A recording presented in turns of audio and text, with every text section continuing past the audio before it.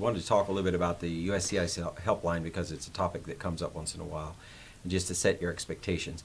The folks down at the USCIS helpline, and they have an 800 number you can call to ask questions, those guys got a really tough job, you know, I'm sure they're all good people trying to do their best, and they probably get it right most of the time.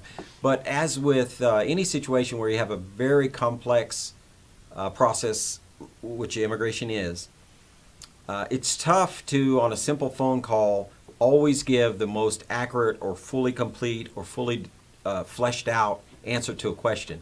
And so the reason we're bringing this up is we occasionally get people who will call us, like we just had one recently, it relates back to previously when I was talking about timelines, who said, hey, why are you guys saying 6 months for a fiancé visa? I just called the helpline and they told me a year. Well, both those answers are correct. The timelines are estimate. If I get an estimate to repair my car, if I get two different estimates, it doesn't mean either one of them's wrong.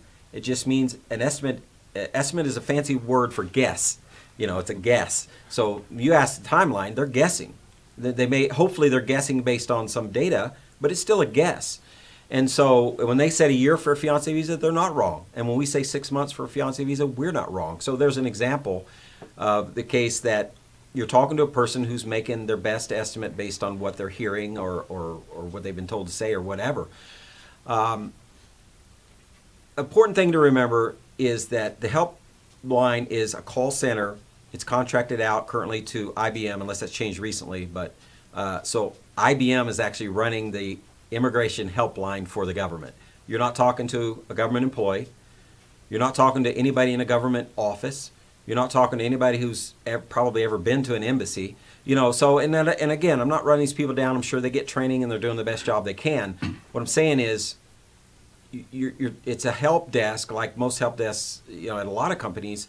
The person you're talking to, as well-meaning as they may be, they can't possibly have full information about everything. And remember, there's only one help desk at the CIS. There's not a separate help desk for fiancé visas, spousal visas, J1 exchange visas, EB5 investor visas. So it's not possible for that one poor fellow or lady that answered the phone to know detailed, in-depth, 100% correct information about every visa type that's out there. And there are dozens and dozens of them. And so you have to take it with a grain of salt. Whatever they tell you, back it up. Check other sources. Check online, call us, talk to an attorney, whatever.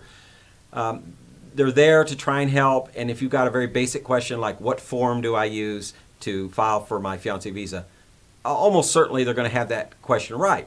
But if you call them and you ask how much is it going to cost to get a medical exam in Japan, they're almost certainly going to get that wrong, and not because they don't know what they're doing, but because it's such a you're getting down in the weeds in some of these questions. And so we bring this up because we do get that people will maybe not quite believe or maybe just want to get a second opinion on something we say. Then they call this helpline, then they call us back and say, well, they said something different.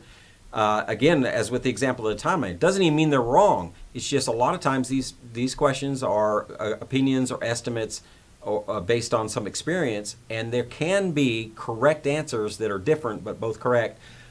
But it could be that they're wrong. I would be wrong if I answered a question about a student visa because we don't do them. And it's not possible for us to be experts in every visa type. And so oftentimes, I mean, I hate to say often, that's probably too strong a word, but occasionally they are wrong. And what I suggest you do if you get conflicting information or perhaps unbelievable information, double check it, look around and find answers. Don't assume that because it's the USCIS helpline that everything they say is 100% accurate. I'm sure they're trying to do as best job as they can.